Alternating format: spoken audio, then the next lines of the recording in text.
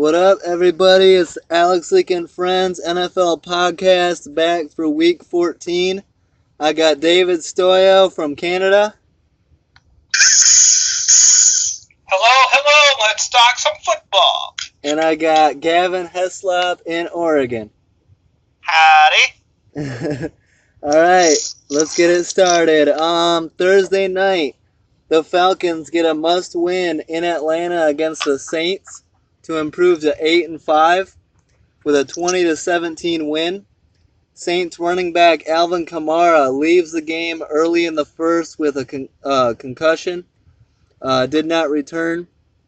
Atlanta quarterback Matt Ryan struggles, throws for 221 and 3 picks.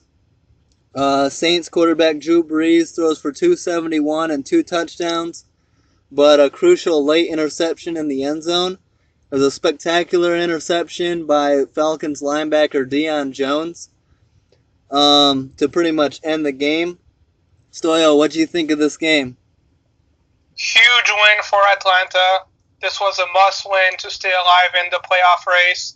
It had to be done. It wasn't a pretty win, but in football I've learned that doesn't matter. A win is a win. So congrats on the Falcons, and congrats on Jones for saving the season. Yeah, that was a great pick. I mean, I haven't seen an interception like that from a linebacker. That was pretty athletic. Saints head coach Sean Payton draws an unsportsmanlike penalty for running out onto the field trying to call a timeout, which pretty much all but sealed the Saints' shots of winning this game. Gavin, what did you think of the end of this game for the Saints?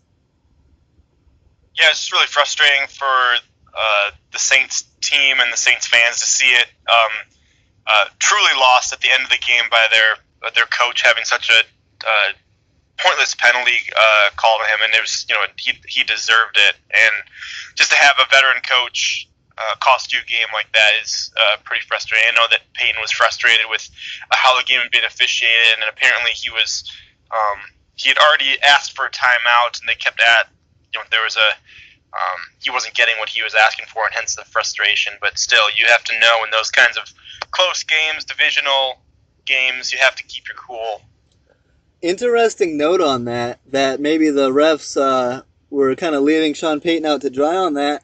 I read that somewhere that one of the refs was an ex-Falcon. That seems kind of counterproductive from the league. So, I don't know. But, yeah, I could see the Saints having a gripe with that, but it is what it is, a big win for Atlanta. The good news for the Saints is there's a rematch looming Week 16 in New Orleans, and the Saints are still ahead of the division.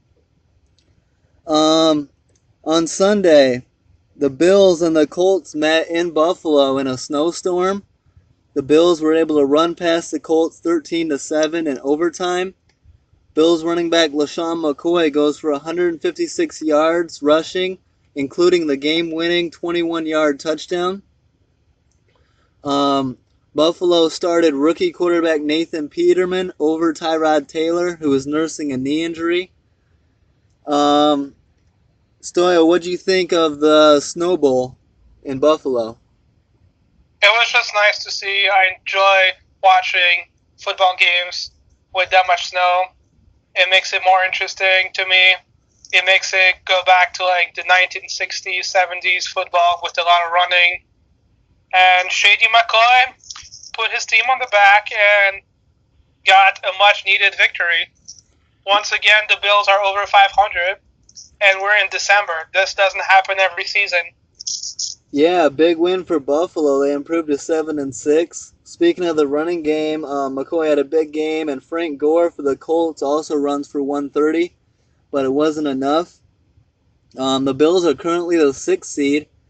Gavin, what do you think of this game, and do you think the Bills could potentially sneak into the playoffs as a wild card? Yeah, it was an awesome game to see. You don't get to watch games with that much snow on the ground, especially with all the domes around. So it's really fun to watch those guys, playing in the snow even in the middle of the game. It's very frustrating for the quarterbacks. Obviously, only 161 yards passing, by both teams. Wow. Shady McCoy almost outrushed their entire passing game on his own. But it'd be really interesting to see the Bills sneak their way into the playoffs. There's definitely some contenders there. They're making a vie for the wild card spot. The Ravens and Chargers making probably the strongest push out of the two teams that are just outside the bubble at the moment. Yeah, it's interesting just to see the Bills alive and fighting here towards the end. It's good to see. Stoyo, the Bears stomp all over the Bengals, 33-7 in Paul Brown Stadium. They improved to 4-9. Bears rookie quarterback Mitch Trubisky has his best performance of the year so far, thrown for 271 yards and 2 total touchdowns. Bears running back Jordan Howard goes off for 147 yards and 2 touchdowns. The Bears D holds Andy Dalton to just 141 yards and a touchdown.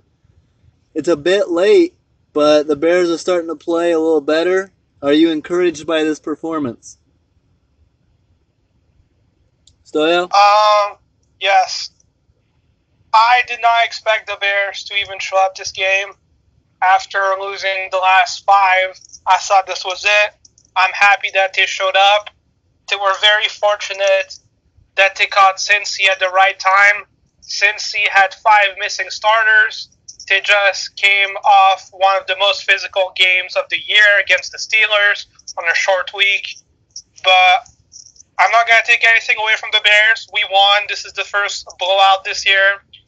We broke a 35-game streak of not scoring 28 points or more. So that was nice to see. I just think that Fox has given up on the team and just let the OC do his thing. And the offense opened up and plays were being made. And it was great to see Trubisky finally having a statement game. Yeah, it was encouraging to see Trubisky start to make steps in the right direction. Gavin, as a Lions fan, what do you think of Trubisky going forward? I think it was encouraging for Bears fans to see him play as well as he did. In Cincinnati, even though they were down some starters, it's still an NFL team he was facing. That's definitely a good sign. And they also saw utilization of Tariq Cohen a little bit more. 12 carries for him, which is a lot more than he had been getting. So I think that probably attributed some as well. I was also utilizing the weapons they have and not just handing it to one guy every time. But yeah, it's encouraging to see him distribute the ball around. He had multiple people, different targets, and so I wouldn't say that I'm worried yet, but it's definitely a step in the right direction for your franchise QB. Yeah, and it's so Bears that once we get to the point where our fans are like, hey, let's just lose out and get the best pick possible, we come out and have our best game. So we can't even tank correctly. But I also wanted to point out that Mitch Trubisky in the past 2 games has had a 117 and 112 QB rating. I don't remember the last time a Bear QB had back-to-back 110-plus games. Nice. Yeah, that is encouraging. We'll continue to look to the future as Bears fans. Another pretty good game. I didn't expect it to be, but the Packers get a comeback win against the Browns to improve to 7-6 and keep the Browns winless at 0-13. They win 27-21 in overtime. Green Bay rallied back from being down 21-7 in the fourth to force overtime and eventually get the win. Packers quarterback Brett Hundley throws for 265 and 3 touchdowns and no turnovers. And the Browns quarterback Deshaun Kaiser throws for 214, 3 touchdowns, but also 2 interceptions. Gavin, what do you think of the Packers scraping by in Cleveland? I was pretty frustrated to see them come back and get the win for a couple reasons. First of all, I really wanted to see the Packers be the team that gave the Browns their first win of the year. And then secondly, I was really hoping Packers would lose because the farther and farther they were out of the playoff picture, the more likely Aaron Rodgers would not come back to finish out the season, which would give the Lions a fighting chance in Week 17. Because I think once you get Aaron Rodgers, who's been sitting for a while, he's gonna. I don't think he's gonna take long at all to catch fire. But it does make the NFC playoff picture a lot more interesting if he's able to come back and they're able to pull off these wins with their backup quarterback. Yeah, exactly. That's a big win. If Green Bay had lost that, I would have pretty much all but ruled them out. But they were able to get a comeback and get the win. Packers receiver Devontae Adams has a big game, 10 catches for 84 yards and 2 touchdowns. Another wide receiver, the Browns, Josh Gordon, catches 3 passes for 69 yards and his first touchdown reception since December of 2013, ironically against the Bears. Stoyo, what do you think of this game? I saw that Cleveland with Josh Gordon is a team that should win a game this season. He definitely changes that offense, and I'm glad to see that he can still play. I also want to question some of their decisions on the last drive.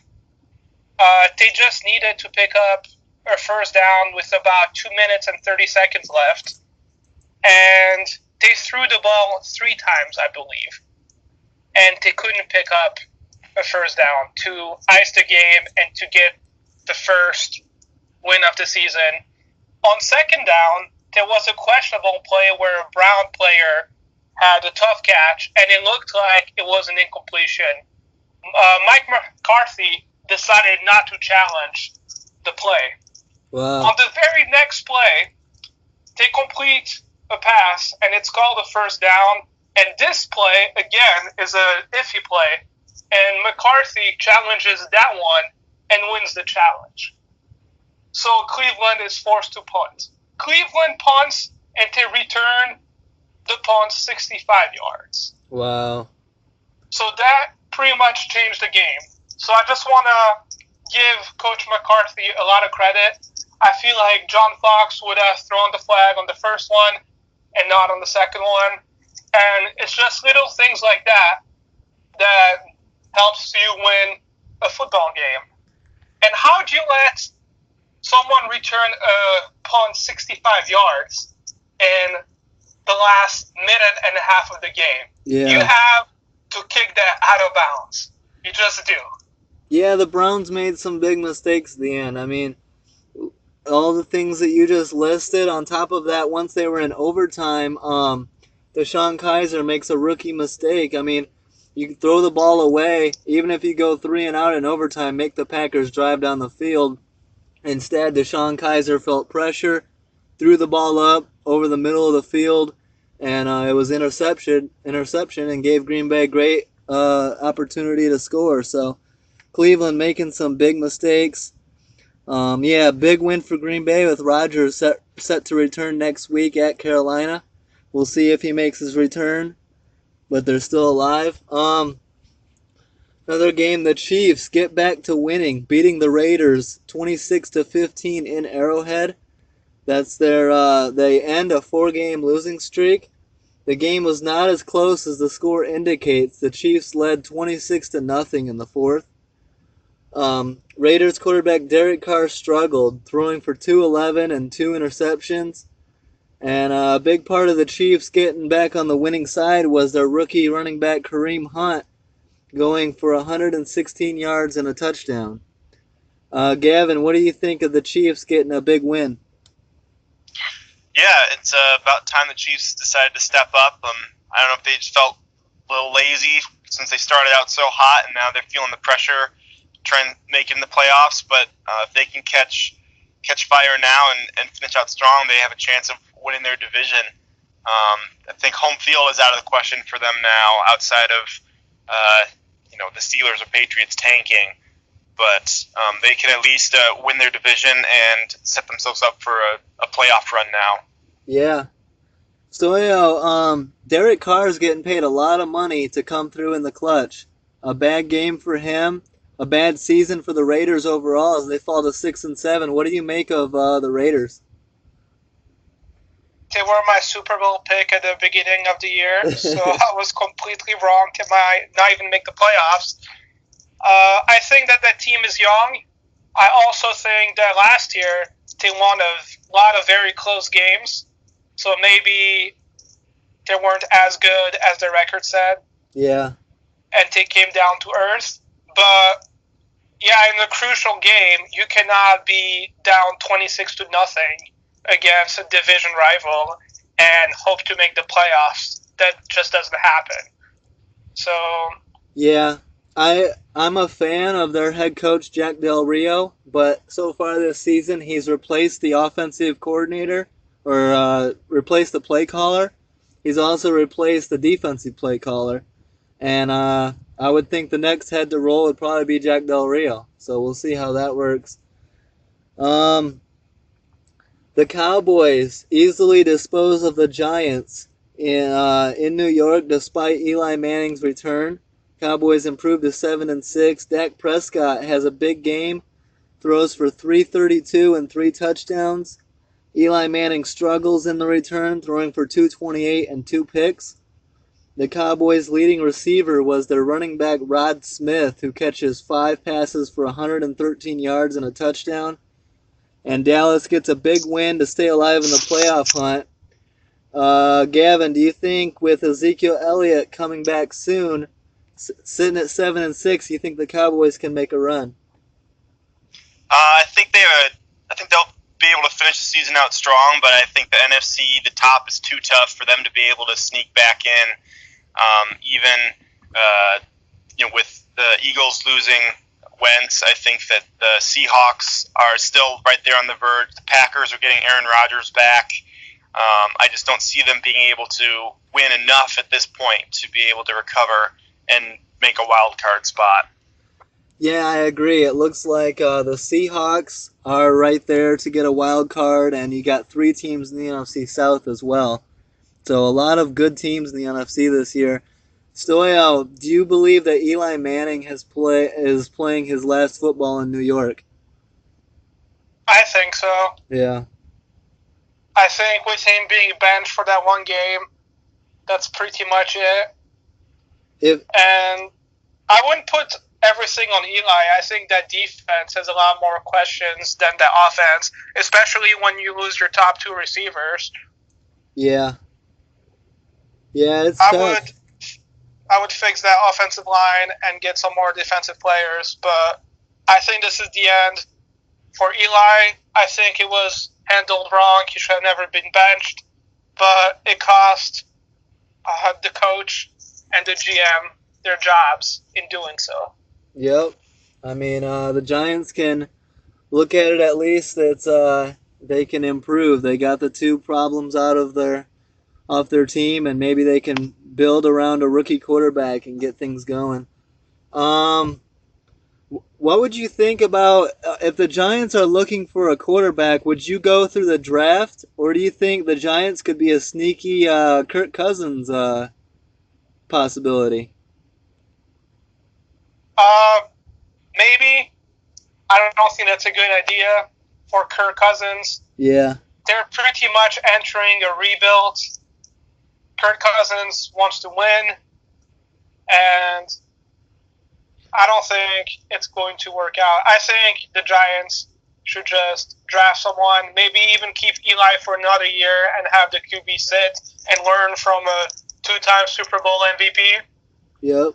But I think that benching is just not something Eli appreciated, and this is the end of him in New York. Yeah, definitely not handled well by the Giants. Gavin, the Lions get a must-win against the Bucs in Tampa, 24-21 on a game-winning Matt Prater field goal. Lions quarterback Matthew Stafford throws for 381 and 2 picks, but had a clutch game-winning drive. Bucs quarterback Jameis Winston throws for 285 and 2 touchdowns, but 3 turnovers as well. A big road December victory for the Lions to stay alive in the playoff hunt. you had to be happy with this outcome. Yeah, very happy. In typical Lions fashion as of late, need a late push, a late drive from Stafford, and a big leg from Prater to get that win. But always happy to see that. I'm happy to see they didn't implode in the fourth quarter completely and let the Bucs come back in. Still disappointed in the running game. Buccaneers were missing their best run stuffer in Gerald McCoy, and we still weren't able to put up good numbers on the ground. But we did with Amir Abdullah out, we did start utilizing Theo Riddick a bit more in the passing game in those short dump-offs, and he was able to be productive out of the backfield. 6 catches, 64 yards for him. Did have 2 rushing touchdowns, but for the most part, ineffective between the tackles. Yeah, Stoyo, I know we were kind of paying attention to this game. We had some friends at this game that were Lions fans, and I think that they gave Tampa some bad juju. Jameis continues to struggle. What do you think the problem is there in Tampa? I've heard that there might be some friction between him and the head coach. What do you think Tampa should do going forward? I don't know. Maybe spend some money on the offensive line. Yeah. They have 2 good receivers. They just drafted a tight end in the first round. They drafted Winston a few years ago, so they're all invested in him. They're not going to move away from him. So get him a left tackle and improve that defense. Yep. But on Detroit's side, this is the only game that I predicted correctly. So I thought it was funny. And I would like to point out that Eric Ebron showed up with 10 receptions. Yeah. Yeah, good game for Eric Ebron. And a stupid fumble. I didn't see that, so.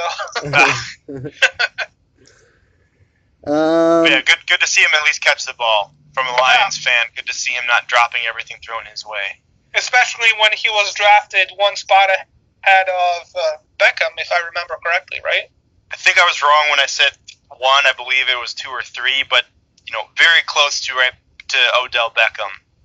So Gavin, that stings. You think the Lions are sneaky? You think they can possibly make the playoffs? They need to pretty much win out.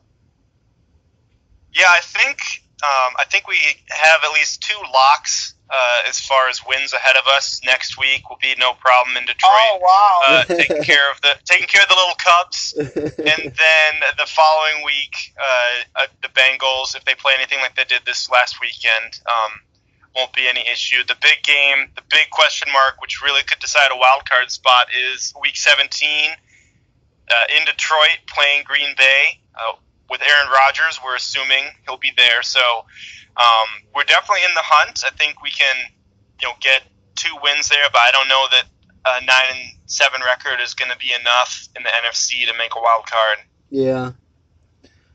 All right. Big win for the Panthers. Improved to 9-4. They beat the Vikings 31-24 in Carolina to end the Vikings' 8-game winning streak. Panthers running back James Stewart goes for 103 yards and 3 touchdowns. The Panthers force Case Keenum into 3 turnovers and record 6 sacks in the win. Cam Newton didn't have a great game passing, 137 yards and a touchdown, but a big clutch run of 62 yards that put him in position to take the lead after the Vikings had come back to tie it. Statement win for Carolina as the playoff push intensifies. What do you think? Big win for Carolina, Stoyo. Huge win. Cam Newton had a 62-yard run against the best defense in football. So yeah, that's all I have to say. I've been saying how great the Vikings defense is, but if anyone can do something against them is Cam Newton. He is just fun to watch, and he's going to have to put the team on the back and just dominate. And the Panthers are going to go as far as Cam Newton takes them. Yeah.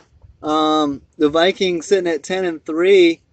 I've been saying this, that as long as Case Keenum is playing as well as he has been and doesn't turn the ball over, the Vikings can go as far as the Super Bowl.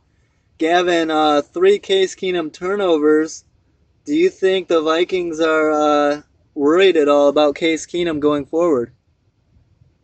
I don't think they're going to worry yet. One bad game does not a bad quarterback make. So I think that they'll continue to ride him until he starts doing significantly worse. If it ever comes to that point. I don't think in this game against a pretty good Carolina defense in Carolina is any reason to bench him or move on elsewhere. He's still relatively effective. The 3 turnovers obviously was very crucial in this game, but it's like you said going into it, they had an 8-game win streak, and I think they would be pretty short-sighted to forget about that. And focus on this one game. Yeah, I agree. And also, I would like to point out that the Panthers are 2 years removed from a 15-1 record, where they went all the way to the Super Bowl. So you could consider last year as the Super Bowl hangover year. Mm-hmm. So they've been there before, and I know Cam wants a ring, and Luke Kuechly can lead that defense as well. So yeah, it's a good team in Carolina. Number 5 overall defense there in Carolina. So yeah. I mean, still, how do you trade your number 1 receiver? I'm still baffled by that trade. Yeah. Well, the good news is Devin Funchess has stepped in pretty well, and Greg Olson's back. So hopefully they can keep it up. But yeah, I don't understand that trade either. The 49ers improved to 3-10 with a road victory against the Texans, 26-16. Jimmy Garoppolo throws for a career-high 334 yards, improves to 2-0 as the Niners' starting quarterback. Stoyo, what do you think of Jimmy Garoppolo? He's looking pretty good so far. I wanted the Bears to trade for him last offseason. He's looking pretty good, and he's throwing the ball to nobodies. Yeah. Just receivers that are probably not going to be on the roster next year. So I give him a lot of credit. I think he has to earn himself a contract. He wants to get that $25 million tag. So he's got to do everything in his power to prove to the 49ers that he's going to be worth that type of money. Yeah, and Kyle Shanahan, it looks like if you give him a decent quarterback, he knows how to get the most out of him. Yeah. Gavin, Absolutely. The Texans' starting quarterback Tom Savage was knocked out of this game in concussion protocol, but allowed to return for some strange reason after taking a major hit in the end zone that obviously showed him concussed. What do you think of Tom Savage allowed to come back in that game? Yeah, I just don't see a reason for them to even let him back in. The Texans season is over. It was as soon as Deshaun Watson was knocked out for the year. So there's really no reason, I thought, to put Savage back in. He's not the future of their team. There's not a season riding on the success of their quarterback, and I really don't think that there's that big a drop-off between Savage and TJ Yates. So really questionable move by their head coach. Yeah, and I heard Bill O'Brien, the Texans coach, say that he didn't see it and that he just put him back in there. But someone on that sideline's got to see that and not let him back in the game. You got to think player safety ahead of beating the 49ers. Their backup, TJ Yates, like you mentioned, came in and threw 2 touchdowns and looked fine. Texans wide receiver DeAndre Hopkins goes off for 11 catches, 149 yards, and 2 touchdowns, but not enough for the win. So a good game for him. The Broncos shut out the Jets 23-0 in Mile High, ending their 8-game losing streak and improving to 4-9. Broncos quarterback Trevor Siemian throws for 200 yards and, most importantly, no turnovers. The Broncos receiver Demaryius Thomas, 8 catches, 93 yards, and a touchdown. The Broncos defense returns to form, forcing 2 Josh McCown turnovers and 4 sacks. The bad news for the Jets is Josh McCown breaks his hand and is out for the season. Stoyo, the Broncos defense looks back, but it might be a little too late. What do you think of that game? They played the Jets, Yeah. so I don't think that's a huge win by any means. Josh McCown is a perfect bridge quarterback. He actually got them probably too many wins to get a really high draft pick. So it's a blessing in disguise, in my opinion. It'd be best for the Jets to just not win another game this season and get a top 5 draft pick. Yeah. Gavin, going forward, do you see the Jets drafting a quarterback in the first round? I think if there's one there, I think they're going to have to. You saw Bryce Petty come in, and he was very much not effective in this game. And I think that moving forward, I agree with Stoyo. It's a blessing in disguise that McCown got out because really I feel like they should be trying to see what they have in their young quarterbacks in either Bryce Petty or Hackenberg and see if one of them has the potential to be a franchise QB because McCown's not going to take them anywhere. And he's won them games that really they shouldn't have. And pretty much just repeating all of what Stoyo just said. But this is what I think we all expected. If this had been week 1, we would have thought, oh, yep, Jets continue their own 16th season and the Broncos beating up on inferior teams. But it's really been reversed. Even with this loss, the Jets still have one more win than the Broncos do on the season. Yeah, it's very interesting. Denver needs to find a quarterback. It's really hurting their team. In my mind, the shocker on Sunday, the Cardinals upset the playoff-minded Titans 12-7 on 4 Phil Dawson field goals. Titans quarterback Marcus Mariota struggled, throws 159 yards and 2 picks. The Titans did force 8 sacks, but no turnovers in the loss. A big step backwards for the Titans in the AFC South. A shocker. If you're a Titans fan, you have to be really upset about this performance. What do you think, Stoyo? Yeah, it's definitely a game you should have won. You're facing the Cardinals, who have lost their star running back and their star quarterback. So you're facing Blaine Gabbert. So you're expecting a W if you're a fan. And if you want to make the playoffs, you have to start winning those games in December. Also, if I was a Tennessee Titans fan, I'd be worried about Marcus Mariota. Yeah. He's in his 3rd season now, and I expected this year him to take another step forward, but he's actually has taken a step backwards, and he has 4 more picks than he has touchdowns. Yep.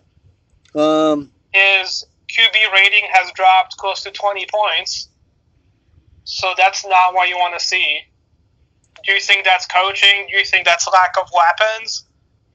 I think that Mariota may still be a little beat up. But, 7 points in a big game like that is not ideal.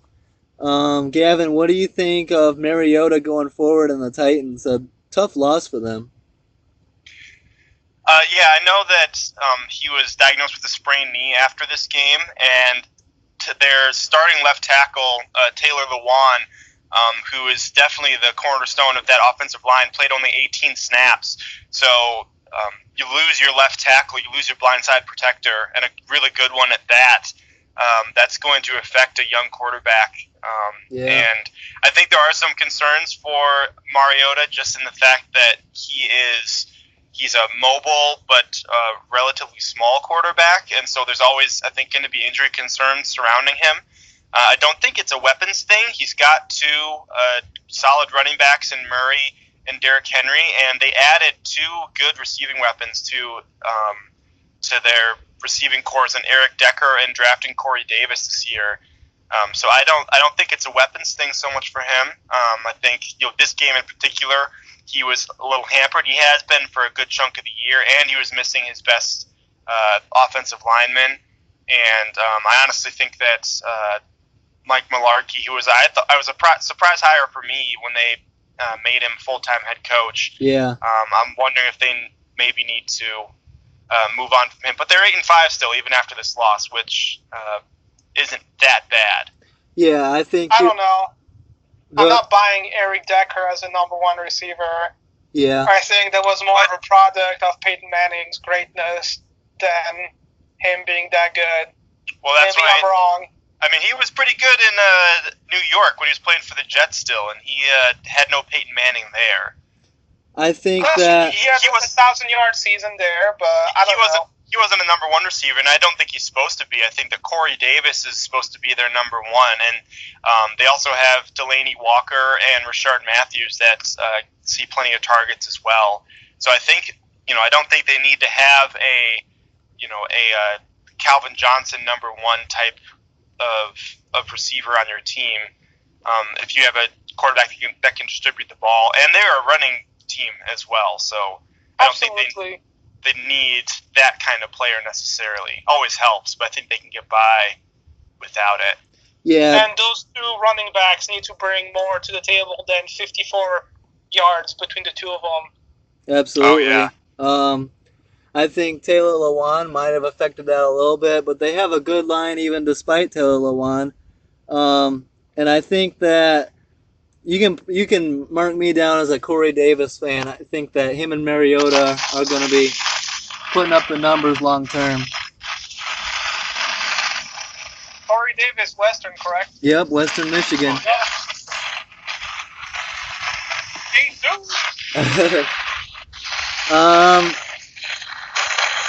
Let's see here.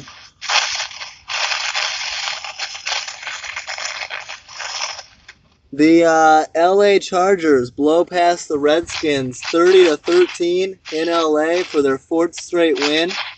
The Chargers improved to 7-6. Phillip Rivers throws for 319 and 2 touchdowns.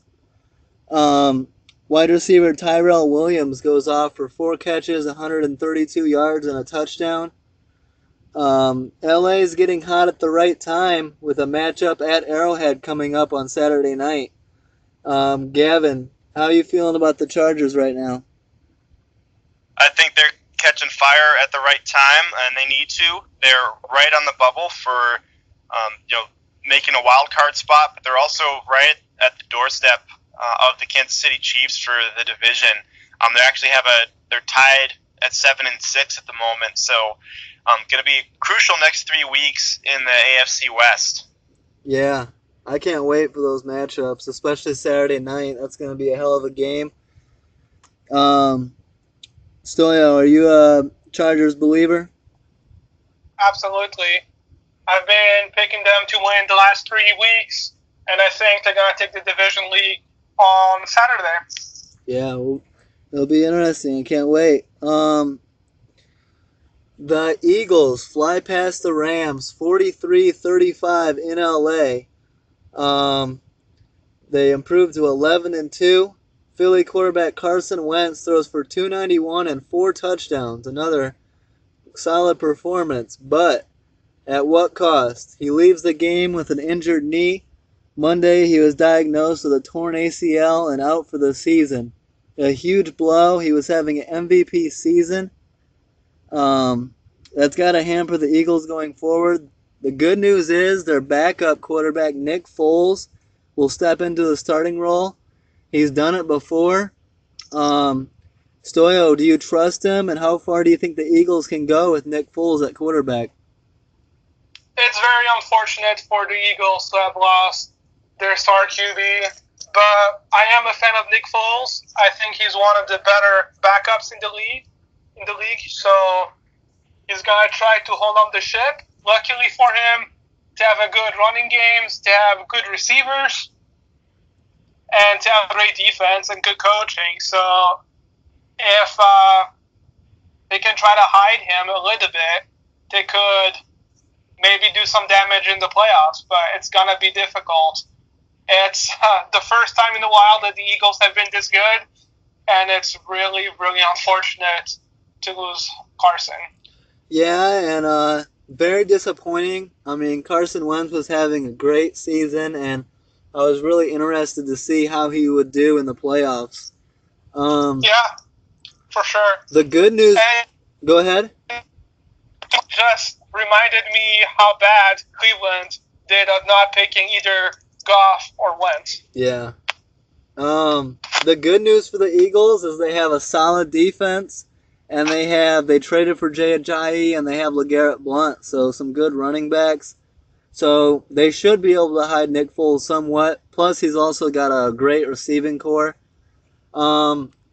Gavin, what do you think? You think Nick Foles can carry the team? I don't think that Nick Foles can carry the team, but I think that Nick Foles can keep them from losing games while riding the number 4 overall defense in the NFL. Yeah. He has the weapons, both on the ground and through the air. He's proven that he can win games in the NFL. So combination of those two things, I don't think that the Eagles necessarily out. This isn't exactly the same situation as we saw last year when Derek Carr was injured late in the season, and everyone knew at that point that the Raiders were done for. So yeah, have a chance of taking the number 1 overall seed, so they could have home field advantage throughout the playoffs and a bye week. Their schedule is relatively favorable moving forward. They have the Giants, the Raiders, and the Cowboys, 2 of those games at home. So I think they have a good chance of still winning 2 games and keeping the number 1 overall seed. Yeah, I agree. I think that Nick Foles is better than Matt McGloin. So I think that, and I think that they can survive it. Rams quarterback Jared Goff throws for 199 and 2 touchdowns, but it's not enough for the win. Todd Gurley runs for 96 and 2 touchdowns. The Rams have a huge game at Seattle coming up this next week. Big game for the Rams. You think they can bounce back and get that win, Stoyo? Probably. Yeah. I think so. It's going to be tough. But we'll see how the Rams respond. The Jaguars beat up the Seahawks in Jacksonville 30-24. A big statement win for Jacksonville. The opposite of what I thought would happen did happen in this game.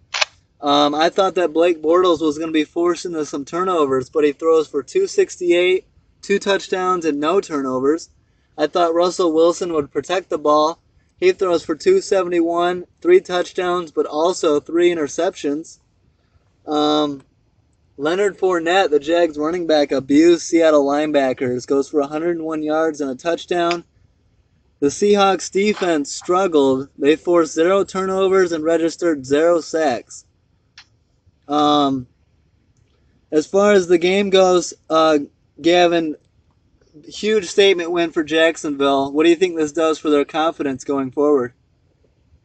Yeah, it's a huge confidence booster. Anytime you can beat a veteran team like Seattle, even though it wasn't Jacksonville, for a young team to beat up on a veteran team late in the season, that's got to be a real confidence booster, especially for Blake Bortles, like you said, to not have turned the ball over against a stout defense. Yeah, I think that was really good, good for him. And few would have picked the Jaguars to win this game, but to those that did, my hat is off to myself. That's true. You did. You did pick them,